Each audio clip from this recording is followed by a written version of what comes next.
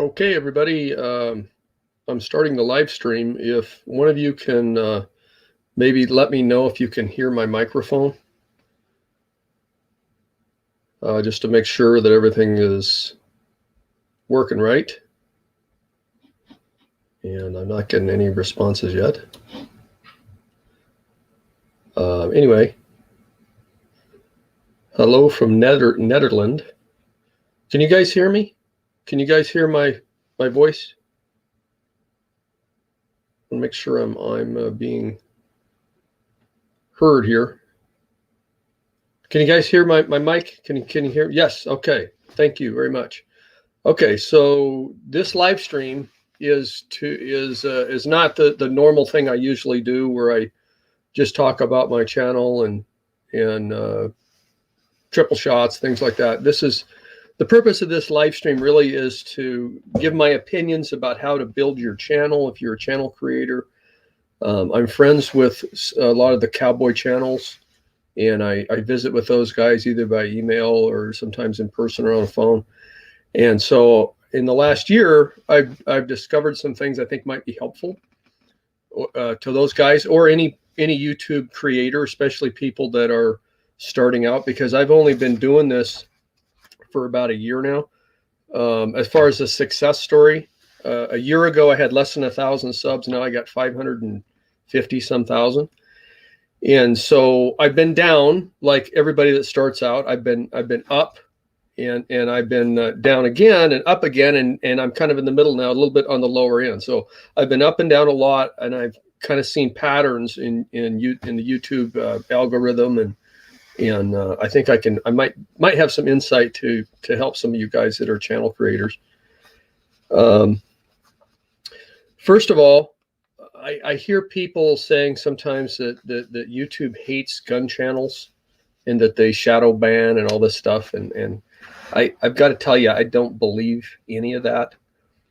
I think if you think about it, YouTube is in it for the money. When you make anything that people watch, YouTube makes money and you make money. So if you're not breaking their rules, there's no reason why they're not going to show it. So I don't believe in the shadow banning thing, or just the fact they hate gun channels and all. That's just a bunch of baloney, in my opinion. I'll give you, and I'll prove it to you. I'll give you a statistic here. I've had 242 million views in the last year, which I'm very proud of, and so forth. Misha's Guns in the same time period has had 1.8 billion views.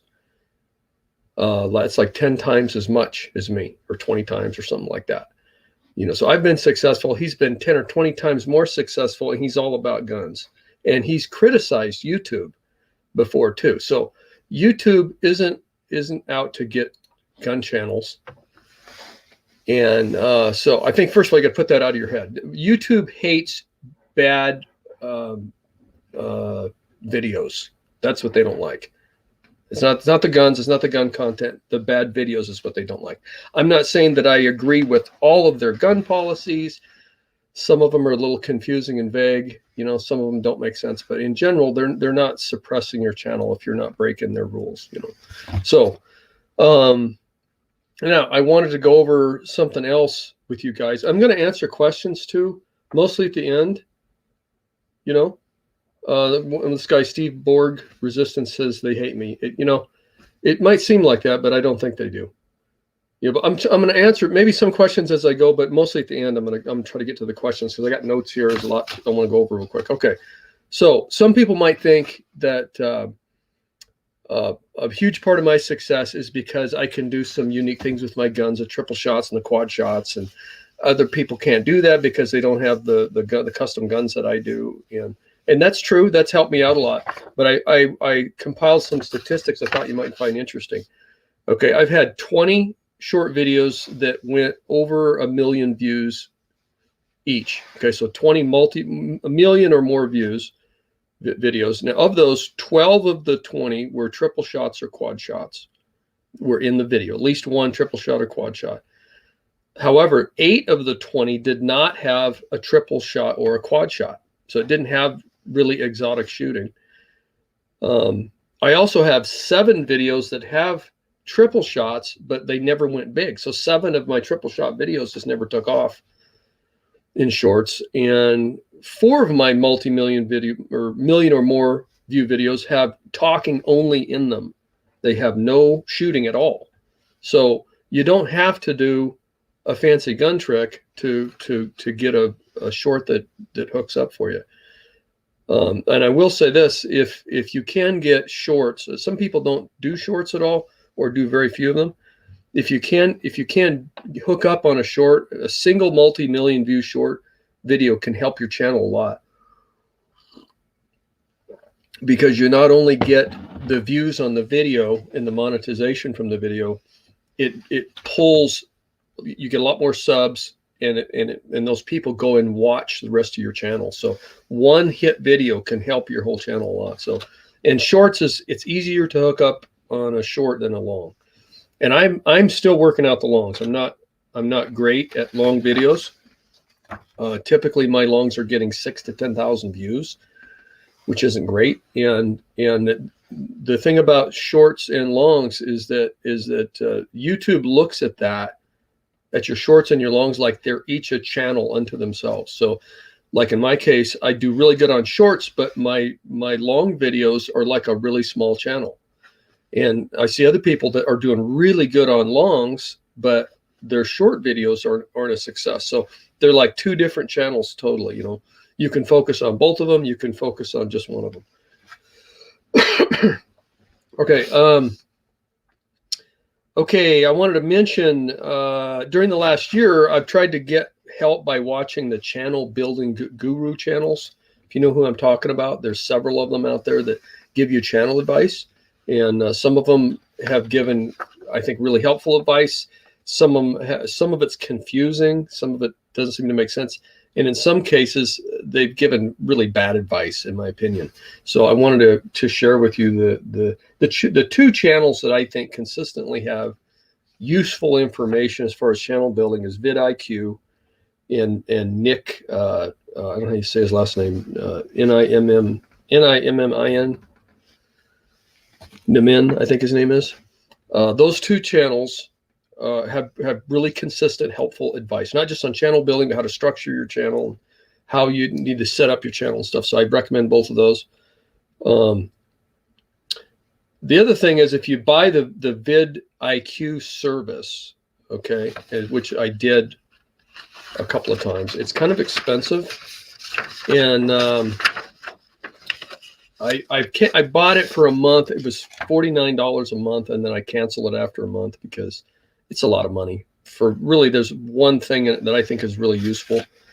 And then a couple months later, recently they had a sale, 3 months for $25 a month. So I went ahead and did that. So I don't think you need to have vidIQ all the time, but if it will help you, if you're a channel builder, a channel creator, it will help you to kind of get the bigger picture, because you can see how many views your competition is getting, or people that are in the same genre as you, and that is who your audience is. And you can compare the last few weeks, or see it does. Let me click on it here real quick. You can compare 30 days, 60 days, or 12 months. Okay, so you could compare yourself to any number of channels. And when I did that, one of the things I found out was that I was doing a lot better than I thought I was doing compared to these other people. You know, when I was in a slump, I was thinking, man, this is bad. I feel like I'm the only one. And I looked, and a lot of these other gun channels were doing worse than me, you know. So I think it's helpful to kind of put things into perspective.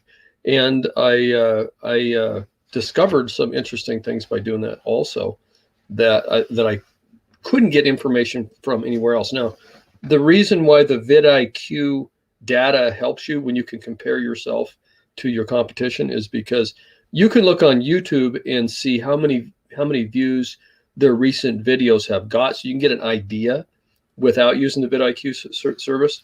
But what vidIQ tells you is the total number of views the channel is getting, not just how much they're getting on this video or that video, you know. So it's really helpful for understanding how the whole channel's doing. And when you become a channel creator and you're making money at it and so forth, what really matters to you is the total views on your channel, more than how an individual video does, so that's one of the reasons why I think that was helpful to me. So anyway, the vidIQ service is definitely something that you might want to try out. There's a lot of other features that it has. It will write titles for you. It'll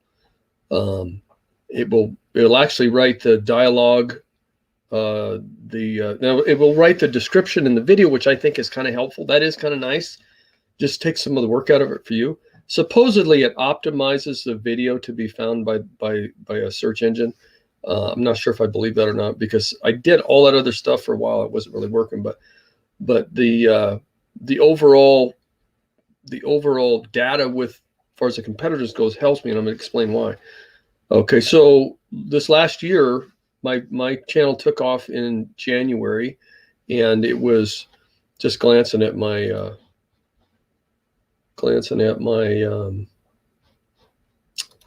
chart here. I was big in January and February, went down in March and April, took off again in May and June. Then I went into a long downtrend in about the second half of July, August, September, and October. So I got into this downtrend. It got pretty discouraging for quite a while, and I was trying to figure out what's going on, and that's when I got the vidIQ thing. And what I discovered is a lot of gun channels were experiencing the same thing. A lot of gun channels in the second half of the summer went on a continuous downtrend as far as their total views. And I had independently researched, is there a seasonal thing with YouTube where there's part of the year the audience isn't there as much? And I couldn't find anything on that. I couldn't find any videos that said that. And apparently YouTube as a whole, there's not a seasonal up and down thing. But what you have to remember is that your audience is unique to you. So like gun channel audiences they're just a portion of YouTube. So even though YouTube as a whole might still be doing really good year round, I think the gun community audience definitely has some seasonal patterns to it, because, and my theory is, like when I look at who watches my channel, it's men, 95% men, ages 18 to 35. That's the core audience. Okay. And those guys, a lot of them have families, they have kids. In the late summer, they go on vacations. And so that's my theory, that the gun audience definitely shows up less and less in July and August. Okay. Especially the second half of July and August. So that's a seasonal pattern I'm going to watch out for next year. And here's the reason why. I'm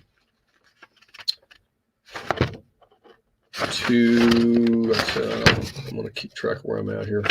The reason why that matters is because the thing about when you're a channel creator or a video creator, okay, and you make a video, YouTube is going to judge every one of those videos, and it's kind of like a credit score. Okay, so if you make a bad video, it's like writing a bad check, or missing a payment, or making a late payment. Every time you do that, it's going to hurt your credit score. It's going to go down, down, down. And if you want your credit score to go up, you got to consistently do the right things. You got to pay your bills on time, and so forth. So, to compare that to when you make a video, if you make, here's the other thing to understand. Okay, so when you put a video out, YouTube sends it to a test audience. Some people call that a seed audience. Okay, and it's going to be scaled to your channel. So when your channel is brand new, your test audience, your first test audience is really small. I'll give you an example. My wife started a very small channel. They're all small when you start them. Anyway, she started a small channel, and she put out her first short, and I paid attention to what that short did. And what happened was that short got 1 view, it got a thumb down, and a nasty comment from somebody. And that's as far as that video got, other than me watching it, my daughter watching it, stuff like that. So the test audience for her brand new channel was one single person, And when it didn't go right, YouTube just shelved that video and they didn't put it out to anybody else. And if that wouldn't happen, if it wouldn't have been a bad experience, and if that person would have maybe liked it or whatever, then they probably would have bumped it out to 5 or 10 people. And if they would have liked it, then it would have went to 100 and 1,000 and so forth. So when this is my theories, I could be wrong, but they put your video out to a seed audience that's scaled to your channel. So when you're brand new, it's probably 1 or 2 people or 10 people. And then when that starts to go good, then they push it out to more and more. So then they have they rate that video somehow. And so the next time you put a video out, if that video did well, your seed audience might be 10 people or 100 people. And you can see this on the gigantic channels. When they put a video out, their seed audience might be 100,000 people. And the bigger your seed audience is, the more likely that video is going to be successful, in my opinion, and get bumped up to bigger and bigger audience. Okay, so it's really important to make quality videos every time. It'd be better to not put a video out than to put a low quality video out, in my opinion, because it's just like writing a bad check. It hurts your credit, so be consistent, make sure your quality's up. The other thing is the frequency of posting. And this is a problem that I had unknowingly for quite a few months. I'd put out a video when I felt like it. And so I would put out, I was having fun. I'd put out 3 shorts a week. I wasn't doing a lot of longs, but I'd do like 3 shorts a week, sometimes 4. And if the channel started to struggle a little bit, I put out more videos. And I see other people doing that too. And they get to where they're just pumping videos out one after the other after the other. And I noticed after a while that when I put a video out, no matter how many views that video got, the overall channel views would go down that day. And I started to see a pattern there. And then after a while, even when I put a good video out, and you get to the point, when your video is good, this is a good video, this is a medium, this is a poor video. Even when I put a good video out, no matter how many views it got, the overall channel views would go down. And I don't know what's going on with that, why that is. There's a reason for that, And so if you're putting out bad videos that are not, the audience is not reacting right to those videos, you're putting out a whole bunch of them, a whole bunch of bad videos, it's dragging down your whole channel, and your, what I call your credit score with YouTube, starts to go down because they can see that you're not making good videos. And so then the view count on your videos just goes down and down and down and down and down, so it puts you into a trend. And that's one of the problems that I see with the algorithm, is because it will put you either in an uptrend or a downtrend. Sometimes it's not fair. A lot of times it is fair, but sometimes it's not fair. There's times last winter when I could put out, when my channel was just really, I could put out a really sloppy short and it'd get 200,000-300,000 views, and then when I was in a downtrend late in the summer, I put out one video. The anonymous fan, that he enhanced this video, and it was one of the triple shots that I do, and he put it on artificial intelligence. It created the additional frames, so it showed it in super slow motion. And I knew that video. Plus, he put great music to it. It was timed. It was edited perfectly. And when that video came out, I said to myself, that thing is going to be over 1 million views. It has to be. But because I was in a downtrend, it didn't do very well. I was shocked. It's like, what is going on? Why didn't this video do well? And it's because I had such a pattern of putting out too many videos, and I was in such a downtrend. This was in the late summer, that even when I put a good video on there, it didn't do that well because it's in a downtrend, But the good news is that about 3 months later, when I came out of that downtrend, and another video went viral, that video from before that didn't do well, it took off. And then now it's got 1.5 million views, something like that. So I think eventually if you put out quality, even if it kind of falters when you first put it on there, it will take off later if it's a high quality video. So that's the good news. But it does matter as far as as far as you want to be careful that you're not putting out a series of too many videos, especially low quality videos. And I watch these other cowboy channels, and some of them they've been in a downtrend for a long time, and I can see that on vidIQ. I mean, I can see it anyway when I see, that some of them are only getting like 100 views or less on a long, 500 or less on a short. And so I what's happened in some of them is just they put out too many bad videos, and they get discouraged, and so they're putting less effort into each video and still putting a lot of them out. And that's just the quality. When the quality goes down, YouTube can see that, the audience sees that. They're judging the way the audience reacts to the videos. So it'd be better to put out less videos, high quality. I think they like posting once a week, either a long once a week or a short once a week, or both. But if you do a long 1 week, and then you skip 2-3 weeks, and you do a short, or 2 shorts in a week, and then a long haphazardly, it doesn't like that. I don't know if that's the algorithm or if that's your own audience that gets used to you putting them out. But that's the one piece of advice. When I started doing that, I definitely improved. Was I would put out my videos, either my longs or my shorts, on the same day, the same hour that YouTube says your audience is there. For me, it's Saturday morning at 8 o'clock is when I do my shorts. And by putting those out consistently, things got better. 1 a week, consistently, same day, same hour, unless they change. Sometimes your audience change, it grows or shrinks. And on that chart where they tell you when your audience is on, do the video when your audience is on. And I might make an hourly adjustment if the audience changes. I do my long videos on Wednesday mornings because I wanted to spread them out a little bit. And Wednesday's my second best day. So I recommend you put out 1 video a week, either longs or shorts. You can do just longs or just shorts or both, but don't skip weeks. Okay, is my advice. And then the other thing was about the trends. Okay, so hey Jay Wheeler, about the trends.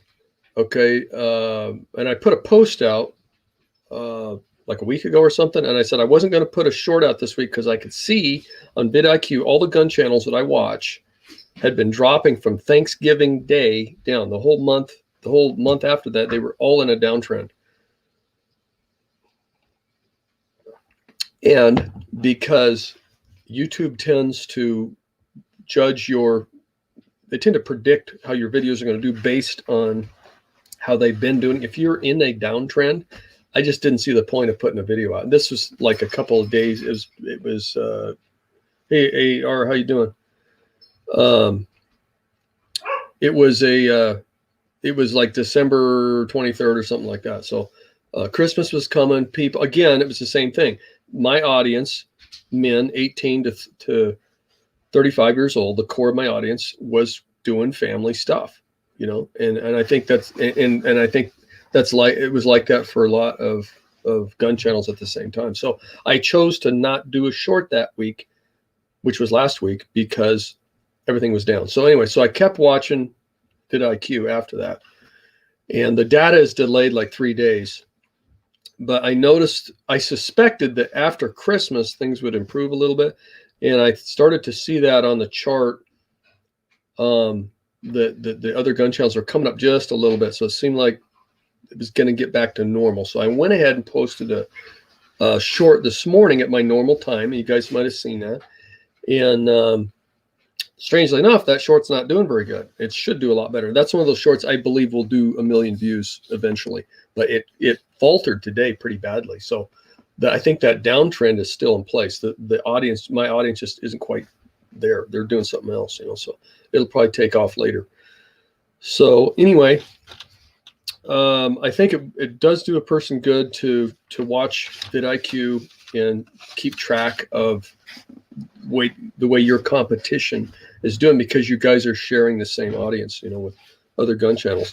Okay, let me see if there's any tidbits here I want to point out, and then we'll maybe do some questions. Love to Hunt says he's not 35. He's almost 57. He's 2 years older than me. Yeah, no doubt. I have a lot of older people in my audience too, but the core, the bulk of them are that age bracket. Okay.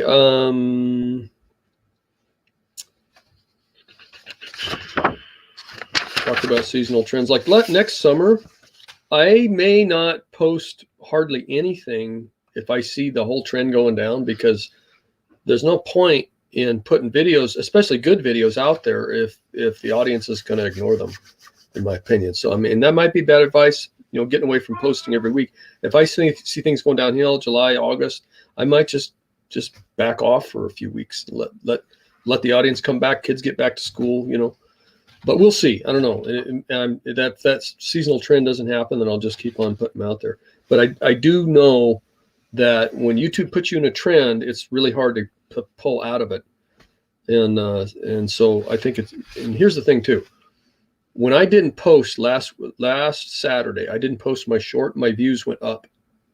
So I've been going down all month, and I didn't post, my views went up. So like I was telling you before, that when you're in a downtrend, you post, your channel views will usually go down. By not posting, I actually got more views on the channel by skipping a week. Now, I imagine if you skip enough weeks, that's going to change. You're going to go down, but I'm sure you can skip a week now and then. So if you think you're in a downtrend or you don't have a quality video, I think it'd be better to skip a week. Putting out less videos has definitely helped my channel this fall instead of more. Less has been better, less and higher quality.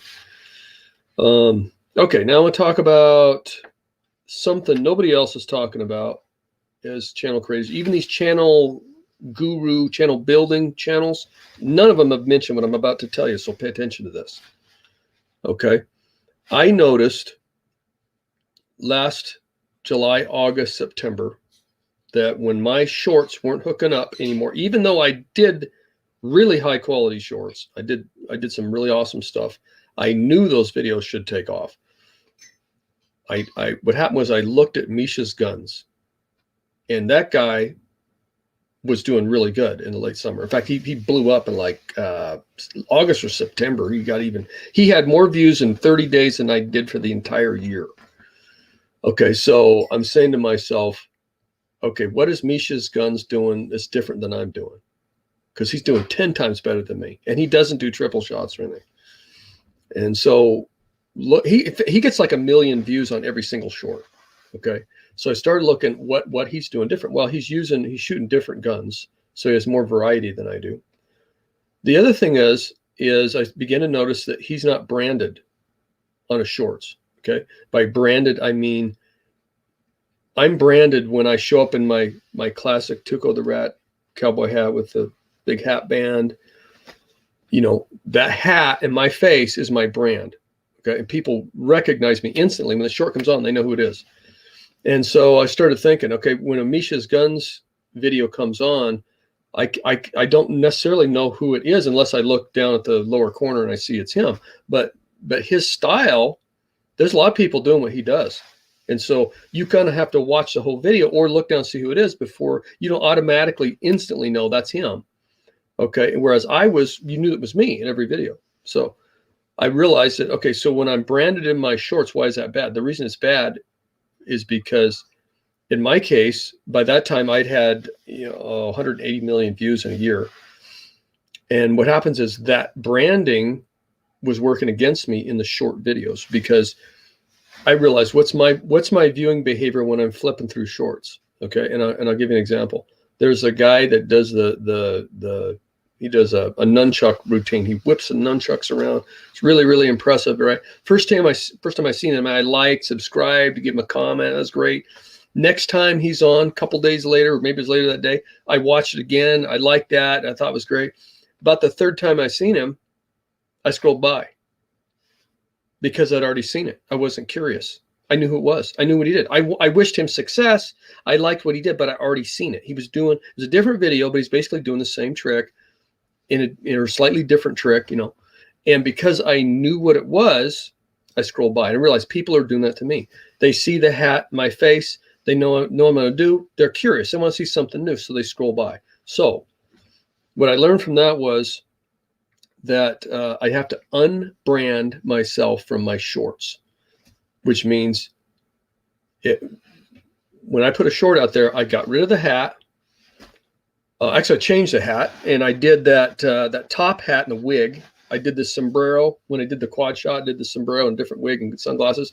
And it was a dark day, and the sun was kind of at my back. My face was dark, you know. So I intentionally did videos where I could not be instantly recognized the minute the short started to roll, and that absolutely worked. And in fact, I got my biggest video ever as far as number of views and great number of views in a short number of days. I had 5 million views in one day on the top hat with the wig when I dropped the gun. Okay, so unbranding from my shorts, because I was so well known, definitely helped me. Now, a lot of you guys with smaller channels, even though you're nowhere near as big as me, you're still known on YouTube amongst the gun community.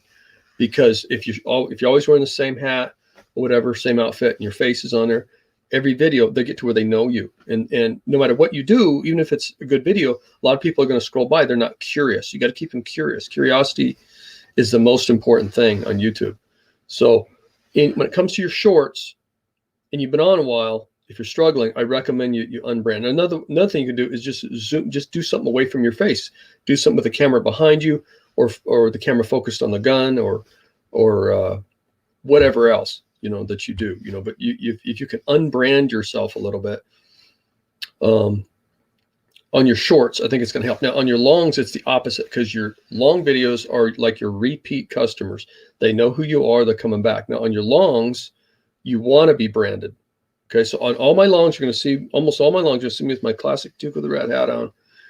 And also on the thumbnails on the longs, YouTube recommended this, and I noticed other people were doing it too. You got to come up with a style for your thumbnails so that your people can recognize you when they're scrolling through. They're looking at all these other long videos. You want them to see you, because they'll click on you if they like what you're doing, you know. So you want to be branded in longs because those are your repeat customers. In shorts, you don't want to be branded because that's like an advertisement. Your short videos are going out to way more people. So you don't want to be recognized, because that way your people that know you will watch the video anyway if it's a short. You know, I know that sounds a little bit contradictory, but I think that's the absolute truth. You know, don't be branded in shorts, be branded in longs.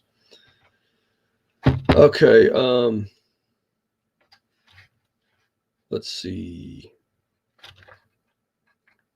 Hang in here a minute. Let me get through my notes here. Oh, well, another thing. Hey, Ellie, can you open up the ash door a little bit? I'm getting gassed. Right. Just open it up about a full turn. My coal stove is, I throttle it too much. Hey, Slick, I'm glad you showed up here. Slick says, my most viewed shorts don't show my face. Yeah, I agree. You've got a couple of them. One was that shotgun, a unique shotgun. That's exactly right. I think that it's a good idea to do something without showing your face. Okay, now one more thing I was going to say here before I get lost.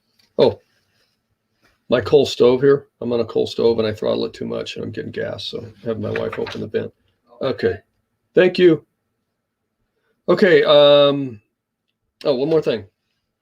On your short videos, most of your audience doesn't speak English. Okay. Something like, depending on how big my channel is at the time, somewhere between 60 to 85% of my audience is not in the United States. Okay, so when you're doing a short, I've had success with videos where I talk in them, but my best videos I did not talk. Okay, because everybody understands that, nobody's confused. You know, so keep that in mind too, and you'll see that with a lot of people that by not having verbiage in your short videos, it has a better chance of going viral, really going really super big. It can be really successful anyway, just talking, but it's going to be bigger if you don't have talking in it. It can be, has the potential. Okay, let me see what else I got here. If you're going to do a talking video, my only talking videos that have done good is when I'm either giving somebody a hint, you know, or how to do a triple shot or quad shot or something. So it's some kind of instruction or a secret or something like that. Or it's a controversial thing like squibs, right? Or the reasons why I don't like Ruger single action revolver. So A good idea if you're going to talk, do something controversial or tell them a secret of some kind. Okay, what else I got? And we'll get to some questions here in a second. Hey, Snapper. Thanks for showing up. Eric Wilson says, hey, I wanted to say thanks for all the free information our ways. I can't, where'd he go? I can't speak for everyone, but your shorts is what got me to watch your channel. Are you a peace officer? No, I'm not. I'm not a police officer. Thanks for that. Okay, let me get through the rest of this and I'll answer some more questions. Okay, well, another thing to be aware of when you're making shorts is there's a volume war on shorts. Okay, and everybody learned that if you turn your volume up a little bit, your video gets noticed more. So I notice the volume getting louder and louder and louder. And sometimes I make a really great short, put it on there, and as I'm scrolling through and I watch it, I'm the quietest video in the whole stream. So what I learned is when I edit the video, I go into shorts and I stream through. I try to find a big channel that's made a lot of shorts that are successful, and I try to match the volume level that they have on my videos so that I'm making sure I'm not getting left behind in a volume thing. You can make it too loud, it starts buzzing the speakers or whatever, but you want to, you usually need to bump your volume a little bit.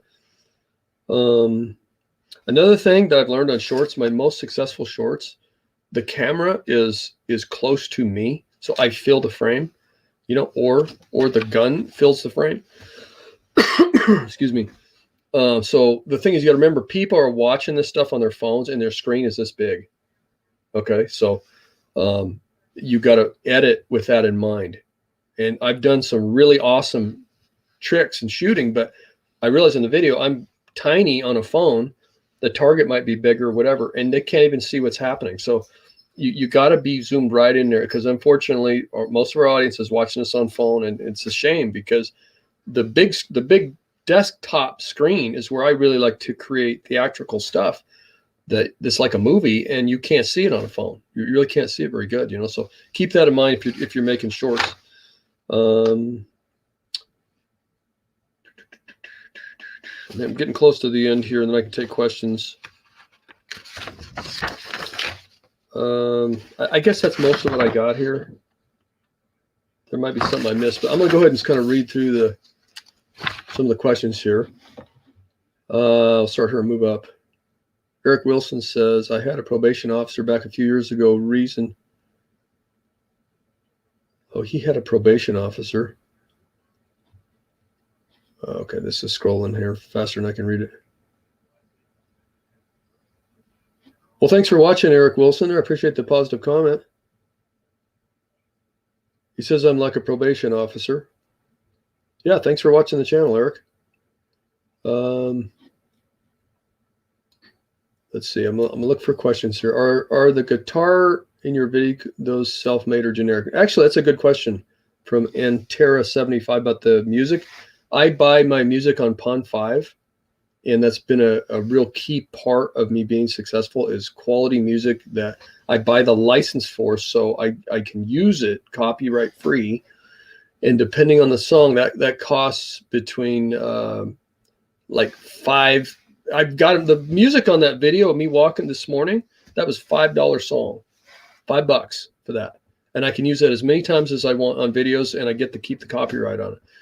Other songs are $15. I've paid as much as like $75 for a single song that I really liked, you know. But usually, you know, most of them are $15 to $25 per song. But a lot of them are $5 if you search on there. I mean, you could. There's low quality music too that's $5, even $3, you know. But I try to pick really good music.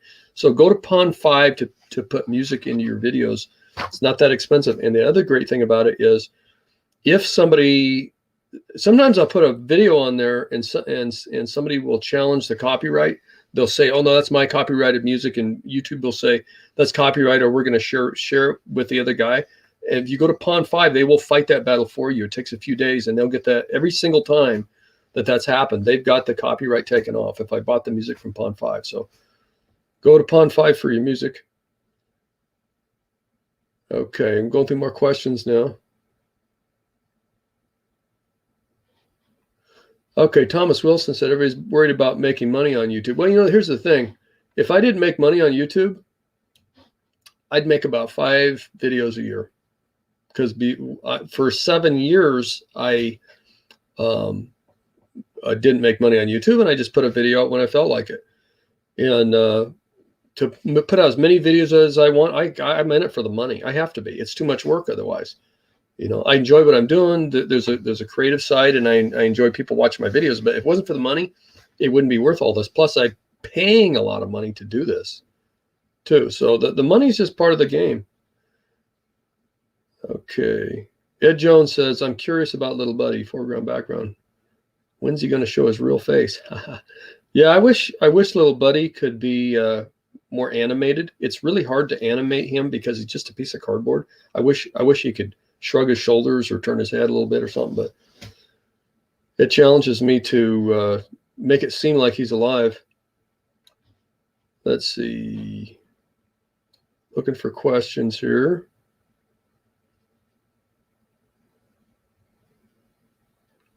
Thomas Wilson says, hey, you need a Chuck Connors rifleman on your hip. Yeah, AR American does that. He does the spin cocking and rifleman tricks. Looking for more questions. Lots of kind comments. Thanks, guys.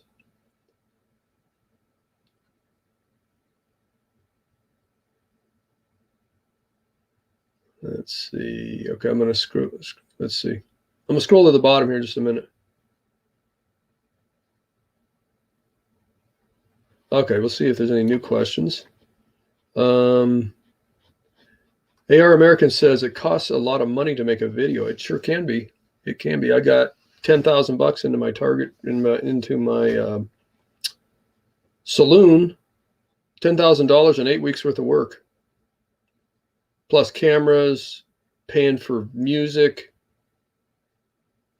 So yeah, it costs money to make videos. It does. Otherwise, your videos are really low quality. Ryan Garrett says, have you ever asked about doing any collabs with other gun tubers, Grand Thumb, Brandon Herrera, or PewView? I haven't talked to any of the really big guys like that. Collabs are hard to make happen because we don't live in the same place. I mean, if there was somebody that lived close by, I would love to do collaborations, but it requires a lot of travel, or I guess you can do a collab live stream or something, or you could combine videos. I did run into Santee down in Arizona, and we tried to do a little collab on the spot, but it didn't really work, just a short. It just didn't come together. But yeah, I mean, I would like to do collabs if it wasn't for the travel distance. Okay, David Koresh says, what gun would you recommend for a first gun? Well, it depends on what you want to do. If it's honestly your first gun, it probably should be a 22 single shot bolt action rifle, and learn about gun safety. If you wanted to do a handgun, like a Ruger Wrangler, would be a good one to start with and get some safety training.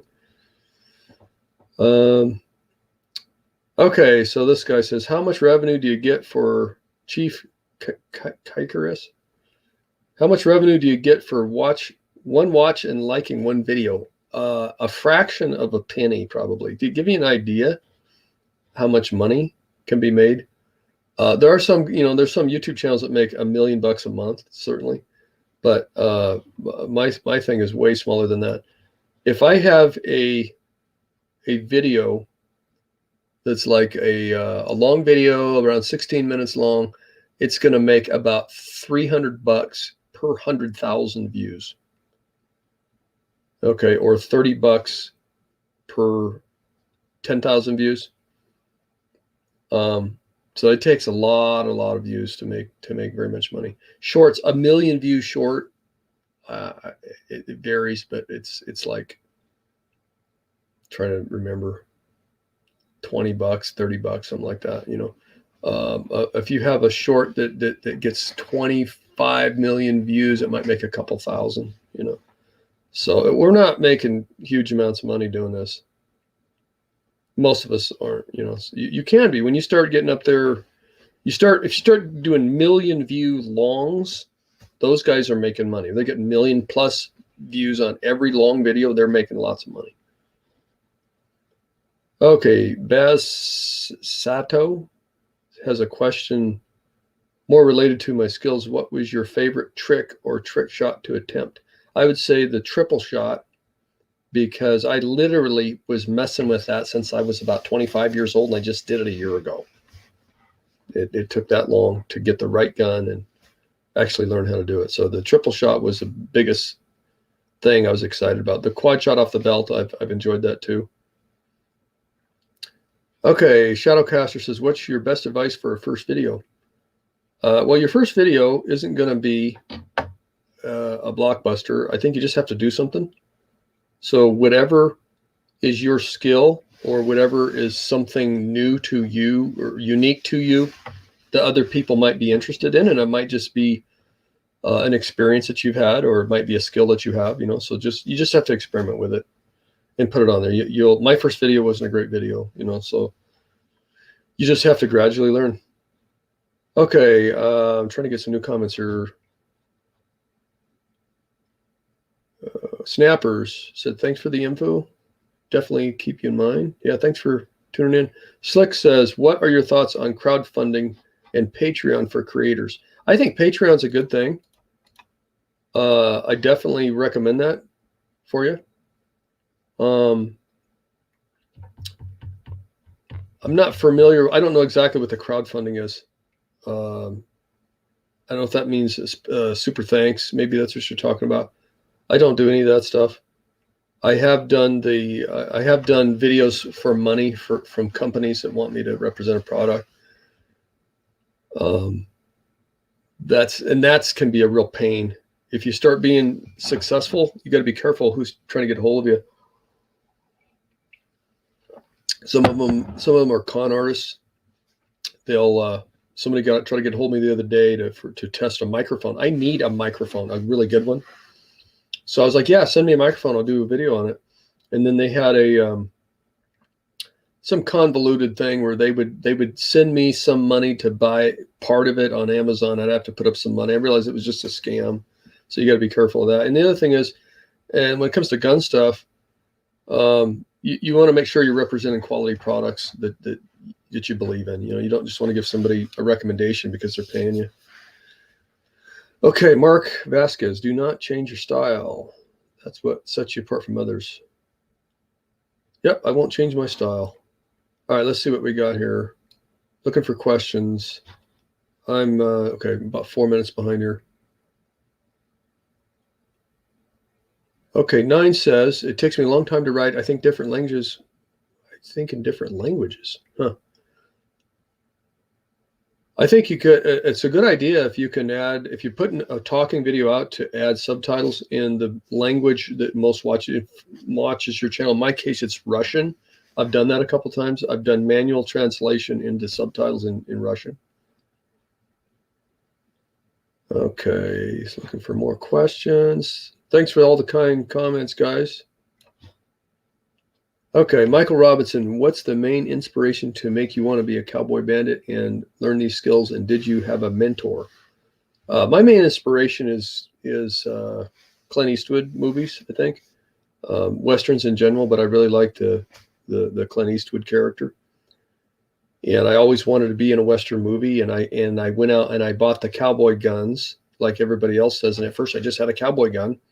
I was like, okay, now I can be like a cowboy. And then I would go shoot, and I was like, I'm really I just have the gun. I don't have the hat and the whole outfit and everything. So I gradually started getting more stuff, and I made a custom hat, and I tried different vests on to see what looked good on me. And then eventually I started wearing spurs and cowboy boots and everything. So it just gradually was wanting to be in a little Western movie was my motivation to have fun with it.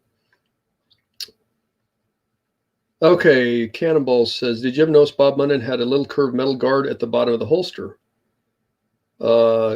Yes, I know that's a bullet deflector. I would like to get a holster with a bullet deflector. I don't have one. It would be a good idea to have one. It was especially important for Bob Munden because when he fast drew live ammunition, a lot of times he thumbed the gun out of the holster, so it was pointed right down through the holster as he was drawing it with the hammer cocked. So, and I don't ever do that with live ammunition. I've done it with blanks, but with live ammunition, I pull the gun out with the hammer down, and then I fan it after it's clear of the holster. So yeah, if I was to thumb it out of the holster with live ammunition, I would never do that without a bullet deflector like that. I don't have one yet. Okay, Chief Kikaris says, EMF Great Western 2 Pieta Colt was my first since watching 2. Hey, thanks. Glad to hear it. Pieta has supported me, and I'm glad to hear that you bought the Great Western 2. It's my favorite single action army. Steve Borg Resistance says, can you shoot off a horse? Definitely not. I don't have a horse. And I wish I could. That would be neat to have that on the channel, but I don't have a horse, and I certainly don't have a horse that's trained to tolerate gunfire. Okay. Looks like we're at the end of our comments, and we've been on about 50 minutes. I'll stay on just a little bit longer, see if anybody else has a question. And then we'll probably go ahead and sign off. Hope this has been of help to some of you guys building channels. And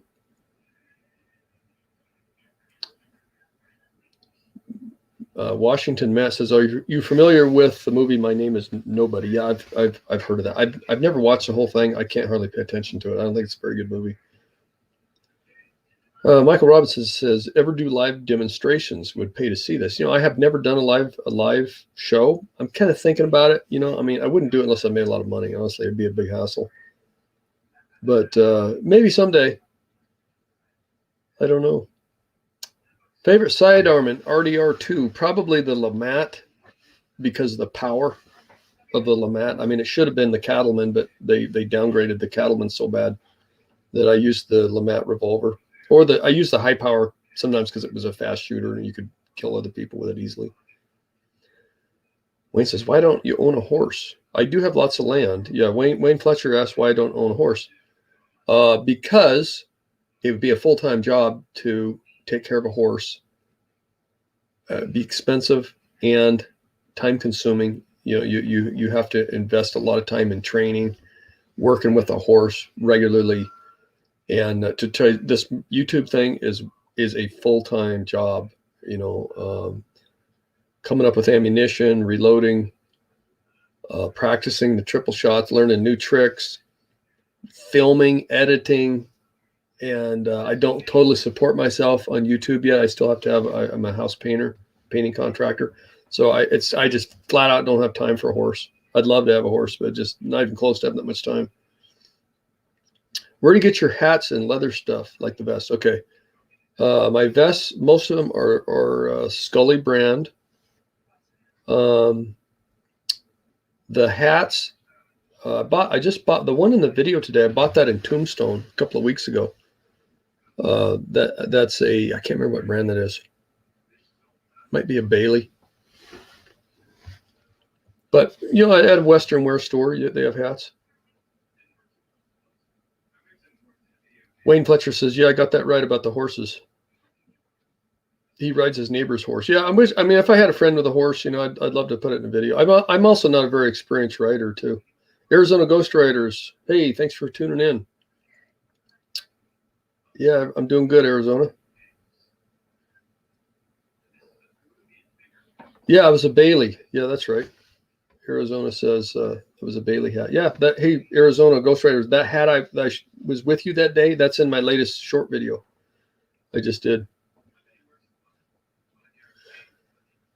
All right, we'll see if any more questions come in, and then I'll sign off if nothing else comes in, you know. But anyway, I hope some of that information helps you channel creators, you know. I think I've stumbled onto some things, especially not branding shorts and watching out for YouTube trends. And if I get in a downtrend, or see the gun channels are in a downtrend, I'm going to put out less videos, not more, maybe none. Just let it come back around, and then try to post consistently. Snapper says, have you ever shot an original first generation Colt? I have not. I have not. I would love to shoot an original first generation Colt. I've handled them. I've almost bought some at gun shows, but I've just never pulled the trigger on the first generation Colts. They're so expensive. Steve Borg says Hatchell hats are his favorite brand. Apparently that's a brand, or it's a style. So anyway, guys, thanks for tuning in.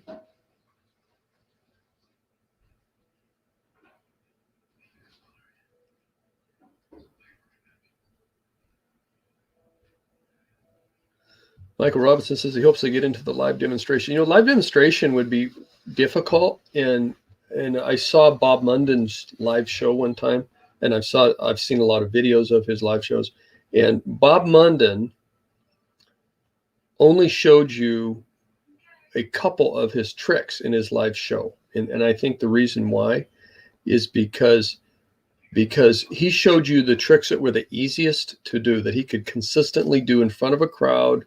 He could do them the first try usually, and they weren't too hard to do. But there was a lot of tricks he only did on video because they were complicated. Things like a triple shot. A triple shot is very hard to pick up a revolver, even for me, to pick up that revolver and nail that triple shot first time. It's really, really hard. And I'll tell you, the irony is that video I made that I just put out this morning, I filmed that last night.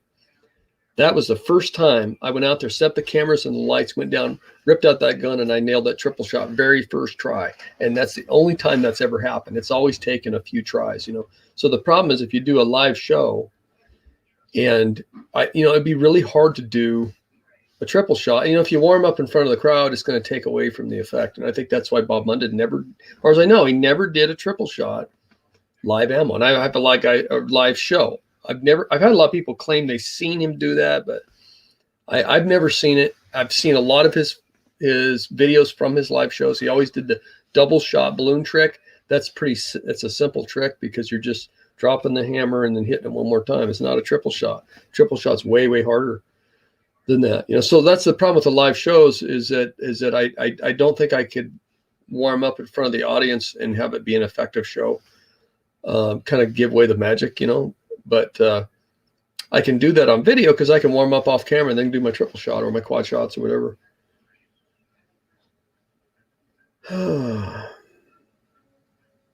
Okay, well, listen, if we don't have any more questions, I want to thank you guys for tuning in. I hope that helps you.